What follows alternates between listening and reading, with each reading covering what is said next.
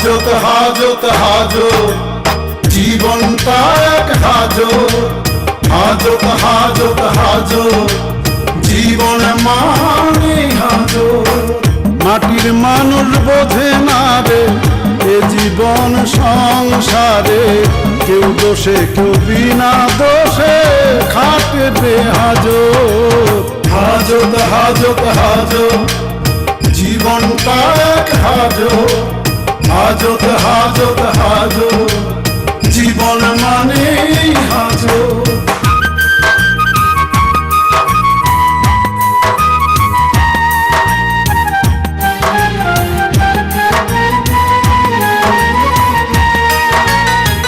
দুদিনের এই দুনিয়াতে রে বন্দি জীবনে, খুঁজে ফিরে মরি সবাই জীবনের মানে। দুদিনের এই দুনিয়াতে রে বন্দি জীবনে, খুঁজে ফিরে মরি সবাই জীবনের মানে। হাজত হাজত হাজত জীবন মানে হাজত, হাজত হাজত হাজত জীবনটা এক হাজত। ম্যাডামের অনেক দয়া, বুঝছি পায়ে ধরে মাপটাপ সা আমি একটা ফোন করে দেবো। হ্যাঁ, আমাকে দিয়ে এমন সব ঘটনা ঘটে যায় যেগুলো ঘটা উচিত না। আমি এখন যাই। কোথায় যাই? খেলতে চাই। হাঁটে না মানুষ, হাঁটলে তো শরীরটা সুস্থ থাকে আর ডায়াবেটিসের আশঙ্কা থাকে না। সে তোমার ডায়াবেটিস আছে? কোথায় দেয়? এইটা হিপে। ও মাই গড! এই সাই টুটু, ও মাই গড, আপনার আমি ভীষণ ভক্ত। আপনার গান চেয়ে কি যে ভালো লাগে। আমি ম্যাডাম, আমি তো গান গাই না। খাবার কথা শুনলে ঠোঁট নাড়ে। হ্যাঁ, জানো না উনি খুব ফেমাস এই এলাকায়, এক নামে ওনাকে সবাই চেনেন, নাম বললেই বাড়ি দেখিয়ে দেবে। জানো না তুমি? তাই নাকি? সরি, আসলে আমার এদিকটা একদমই আসা হয়নি। না, ওকে, এটা কোনো প্রবলেম না। একজন একদিকে নাই আসতে পারে, সেটা সমস্যা না। আচ্ছা, তো আপনি এখানে নামলেন কেন? এখানে নামলাম কারণ বাসাটা এখানে না, সরি ওই মানে হাঁটি, আমরা হাঁটবো। হাঁটবো? হেঁটে কেন? হেঁটে এক্সারসাইজ যাব। হাঁটে না মানুষ, হাঁটলে তো শরীরটা সুস্থ থাকে আর ডায়াবেটিসের আশঙ্কা থাকে না। সে তোমার ডায়াবেটিস আছে? না, আমারও নাই। আমি ভাবছি যে সুগারটা টেস্ট করাবো। চলুন আমরা। না, সুগার টেস্ট আজকে করাবো না। না না, বাড়ি যাবেন না? হ্যাঁ, ওনার ওখান তো আমরা নিশ্চয়ই যাবো। মানে শেয়াজ মাস্টারের বাড়ি, আমার শ্বশুর। তুমি জানো তো? হ্যাঁ জানি। কীভাবে জানো? এই যে এইমাত্র আপনি বললেন। হ্যাঁ, ঠিক আছে। তোমার নাম ভুলে গেছে? রুবেল। রুবেল। রুবেল রুবেল তো তোমার হচ্ছে যে নামটা ভালো, বেশ অনেক চমৎকার নাম। কিন্তু একজন অ্যাক্টর ছিলেন না, সিনেমার নায়ক, ফাইটার। ছোটবেলায় সিনেমা দেখতাম, খুব ভালো লাগতো, অনেক ভালো। আচ্ছা, যাই হোক, চলুন আমরা এখন যাই। আমরা হচ্ছে কি যে ওই বাসায় আমরা দুজন মিলেই তো, আমি সিগারেট খাবো একটা, মানে সরি খুব বদভ্যাস, খাওয়া ঠিকও না। আমি টিচার মানুষ, তুমি জানেন ওটা খাওয়া হচ্ছে, না খেয়ে পারছি না। সিগারেটটা খেয়ে তারপর আমরা, আচ্ছা তুমি একটা কাজ করো, তুমি আগে যাও, গিয়ে তুমি ওই বাড়ির মধ্যে ঢুকে পড়বে, তারপর গিয়ে পরিস্থিতিটা বোঝো, বাড়িতে কে কে আছে কে কে নাই, হ্যাঁ ডিটেল সব কিছু জেনে এসে আমাকে জানাও, তারপরে আমি যাবো। আরে প্রবলেম না, কোনো সমস্যা নাই তো, আমার শ্বশুর বাড়ি তো। জানিস, এই যে দেখ, এই যে ডাক্তার আছে না, এটা খুব আলসে ডাক্তার, একটা রোগী দেখেই ঘুমিয়ে পড়ে।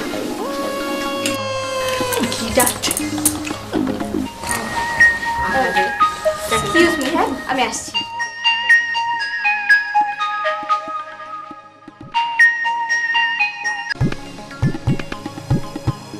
হ্যালো জানু, হ্যালো হ্যালো ভাইয়া। কথা বলতেছ না কেন? আর বললেন না ভাইয়া, ভালো না, বাসায় না খুব প্রবলেম হচ্ছে। কিসের ঝামেলা? আরে ধর বাদ দেন তো, আপনি বলেন আপনি কেমন আছেন? না জানু, আমি ভালো নাই। কেন, কি হয়েছে? তোমার সাথে দেখা করার জন্য মনটা খুব অস্থির হয়ে আছে। ও এই কথা, এটা মন খারাপ করার কি আছে বলেন? কার সাথে কথা বলছিস? ও মাই গড, কান বিলিভ, শুয়ে দেখি, সত্যি তো। হ্যালো হ্যালো জান, আরে ওই যে ওই বলটার সাথে কথা বলছিলাম। তো তুমি ওই বলদের সাথে একটা কথা বলতে পারো, আমার সাথে তোমার কথা বলতে ভালো লাগে না নাকি আবার ওই ব্যাটার কাছে আমাকে বলদ বানাও? আরে না না না, এই পার্টিকে তো আমি চিনি না। আসলে আমার এক আপু না ওর নাম্বারটা দিয়েছিল, আর ওর বিয়ে হয়ে গেছে, আয়ারল্যান্ডে চলে গেছে। বলছে এই লোকটার সাথে কথা বলবি, ফ্লেক্সি নিবি, বাট কখনো দেখা করবি না, ওকে না চাবি, বুঝছিস?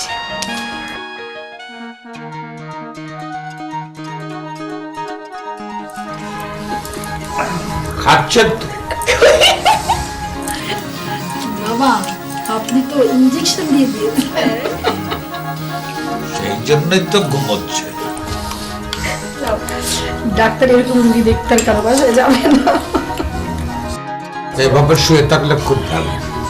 আমি চা খাচ্ছি তো, চার সঙ্গে কমলা খাই নাকি? ওকে মুড়ি দে,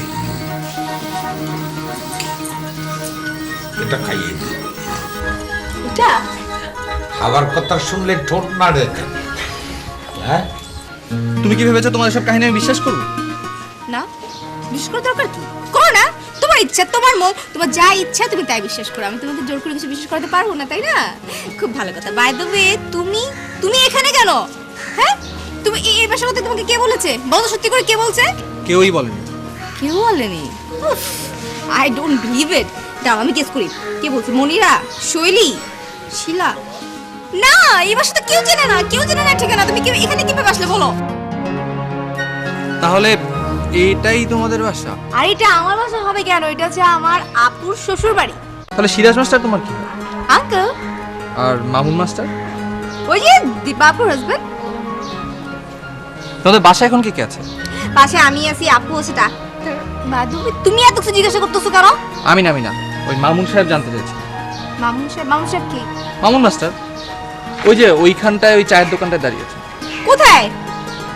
ওই যে ওই চায়ের দোকানটা আছে না, ওইখানে। দীপাপু! এই যে পুরো জায়গাটা দেখেন, মানে এদিক থেকে ওই কর্নার পর্যন্ত জায়গা, এদিক থেকে মানে পুরোটা একটা স্কোয়ার ফিটের মধ্যে আছে টোটালটাই। এটা নিয়ে আপনার সাথে আলোচনা হয়েছে।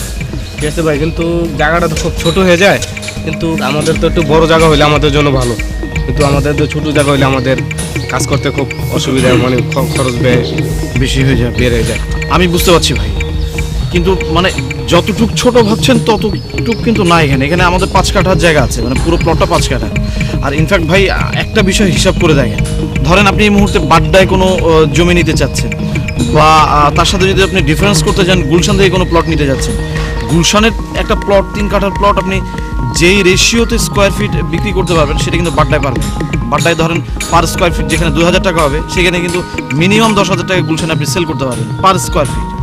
সো মানে এই যে প্লটটা দেখেন, এটা কিন্তু ডেভেলপার নিয়ে নিয়েছে, এটাও নিয়ে নিয়েছে, এটাও কিন্তু ডেভেলপার নিয়ে নিয়েছে। ওই যে দেখেন এই বিল্ডিংটা কিন্তু কাজ হচ্ছে, মানে আমাদের এলাকার পুরো জায়গাগুলোতেই কিন্তু ডেভেলপার অলরেডি ঢুকে গেছে এবং কাস্টমারও অনেক বেশি, সবাই কিন্তু এখানে। সো আপনারা যদি এখানে জমি ডেভেলপ করেন, আমি আই বিলিভ দ্যাট যে আপনাদের রেশিও 5-6 হাজার টাকার নিচে স্কোয়ার ফিট হবে না, আপনারা পোষায় ফেলতে পারবেন।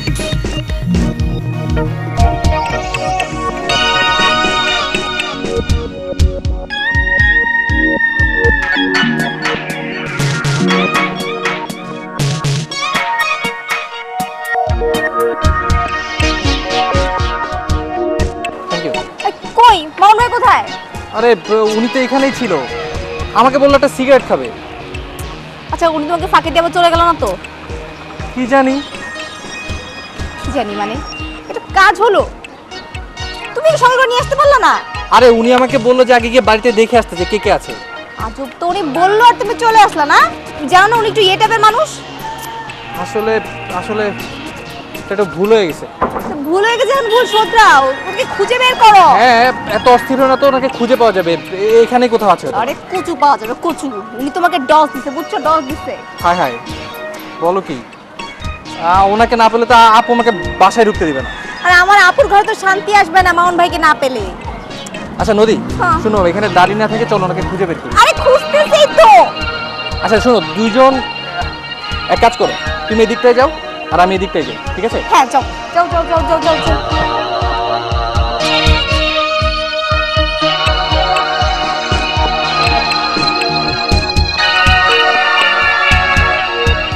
রোশন ভাই, আপনাদের দলিলটা তো তিনজনের নামে দেখা যাচ্ছে। এই আপনাদের 2 ভাই 1 বোন, তো আপনাদের আমাদের যখন দিবেন তখন তো 3 জনকে দিতে হবে, আমাদের লিখে দিতে হবে। জি ভাই, মতিন ভাই, একটা বিষয় একটু ক্লিয়ার করা দরকার। মানে এখানে আমরা 2 ভাই 1 বোন না, মানে ভাই, আমি, আমার ছোট বোন আর আমার বোনের হাজবেন্ড। ইনফ্যাক্ট আমরা তো ভাই, তাই না? একটা প্রবলেম আছে, সেটা হচ্ছে যে আমরা 3 জনই আপনাদেরকে সিগনেচারটা দিব, কিন্তু আমার বোনের হাজবেন্ড একটু অসুস্থ, উনি বিছানায় থাকেন, মানে একটু ওনার সিগনেচারটা ম্যানেজ করে দিতে হবে, হবে না? হ্যাঁ ঠিক আছে রোশন ভাই, আপনার কথা, এদের সিগনেচার নিয়ে আসলেই হবে। আচ্ছা। আর আপনারা 2 ভাই আছেন, 2 ভাই আমাদেরকে লিখে দিলেই হয়ে যাবে, ঠিক আছে? আমরা 2 ভাই না, মানে আমি আমার ছোট বোন আর আমি, আমরা 2 ভাই বোন, আমরা 1 বোন 1 বোন 1 ভাই। আমরা 1 বোন 1 ভাই, আর বোনের হাজবেন্ড হচ্ছে আরেকজন। ইনফ্যাক্ট বোনের হাজবেন্ড তো ভাই, তাই না, ব্রাদার ইন ল। সো সেটা নিয়ে আমরা না যাই এখন। আমরা সিগনেচারটা আপনাকে দিয়ে আমার মনে হয় যে আমরা সমস্যার সমাধান করে ফেলতে পারবো। আরেকটা বিষয় আপনার সাথে ডিসকাশনের ছিল, ঠিক আছে বলেন। সেটা হচ্ছে যে আপনারা যে 45% আমাদেরকে দিচ্ছেন রেশিও, সেটা কি একটু বাড়ায় 50-50 করা যায়? কারণ আমি বাসায় আলোচনা করছি, বাসায় আব্বা, বোন জামাই সবার সাথে আলোচনা করেছি, ওরা বলছে যে এই প্রত্যেকটা বাড়ি নাকি 50-50 রেশিওতে দিচ্ছে। সো আপনারা যদি 50-50 দেন আমাদের জন্য কমফোর্টেবল হয়। রোশন ভাই, আমরা মূলত আমরা 40% 60% নিয়ে থাকি। যখন আপনি এত রিকোয়েস্ট করছেন, দেখি আমরা এটা চিন্তা ভাবনা করে দেখি আপনি আগামীকাল আসেন। Thank you. আরেকটা বিষয় না বললি না, সেটা হচ্ছে রুফটপটা আমরা ইউজ করতে চাই। এবারে কিন্তু রুফটপটা মালিক পক্ষকেই দিয়েছে, ওটাও দিয়েছে। সো মানে জায়গার ভ্যালুয়েশন বুঝে প্লিজ এই কাজটা আপনারা করবেন, মানে আমরা রুফটপটা ইউজ করতে চাই নিজেদের নিয়ন্ত্রণে রেখে। আচ্ছা রোশন ভাই, আপনি আগামীকাল আসেন, এটা আমরা একটু চিন্তা ভাবনা করে দেখি, এটা আপনাকে কালকে ঠিক আছে, ঠিক আছে, থ্যাংক ইউ, থ্যাংক ইউ। চলেন তাহলে আপনাকে আগায় দিয়েছি।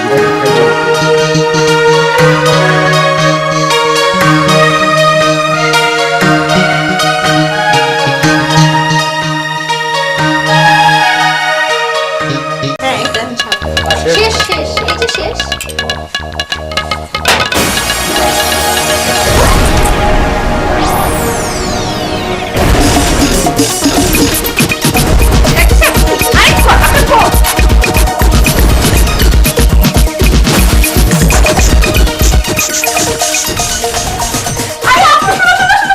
মামুন ভাই এসেছে জানো?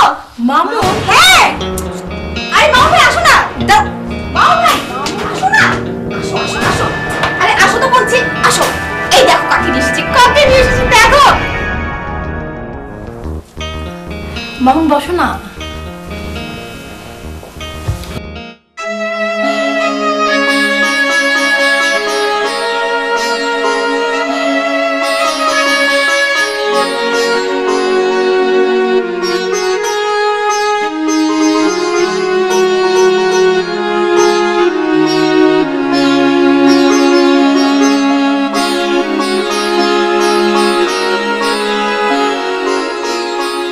আচ্ছা কাহিনীটা কি বলো তো? আজব তো, তুমি কিছু জানো না? না। না জেনে তুমি এখানে মামুন ভাইয়ের সাথে কিভাবে আসলা? আরে উনি আপুর মক্কেল, মানে কি? মানে ক্লায়েন্ট। আমার আপু লয়ার, তোমাকে না সেদিন বলেছি। ঠিক আছে, বাট তুমি এখানে কেন? আপু বললো ভদ্রলোক নাকি একটু অসুস্থ, ওনাকে একটু বাড়ি পৌঁছে দেয়, এই জন্য আমি সাথে আসছি। ভেরি গুড, ভেরি গুড, ভালো হয়েছে এসেছো। তোমার ডিউটি কমপ্লিট, এখন তুমি যাও। মানে কি? মানে কি? মানে তোমার আপু বলেছে তুমি দিয়ে যাও, তুমি দিয়ে গেছো। আর আপুর বাসা যাও, থাকো, একটু লেট হয়ে গেলে আবার তোমার আপু টেনশন করবে। আমি চাই না তোমার আপু টেনশন করুক, ওকে? যাও। আই ডোন্ট বিলিভ ইউ নদী, তুমি আমাকে চলে যেতে বলছো? যাও যাও যাও, কারণ তুমি তো আমার সাথে দেখা করতে আসলে, তুমি আসছো তোমার আপুর ডিউটি পালন করতে, বুঝছো? পালন করা হয়ে গেছে, আমার সাথে যখন দেখা করতে আসবা ফোন করে আমার অ্যাপয়েন্টমেন্ট নিয়ে তারপরে আসবা, বুঝছো? তো গো, okay, bye, bye, take care, ciao. Take care. Yeah, ciao. চলে যাবো। হ্যাঁ, চাও। শোনো, কি? যাও, যাও। শোনো না, আসো, আসো, আসো। বললাম আর চলে আসলাম। বাই বাই, সি ইউ, গো। আরেকবার যদি ডাকতাম। ঠিক আছে, ডাকো। চলে যাবো। হ্যাঁ। শো- শোনো,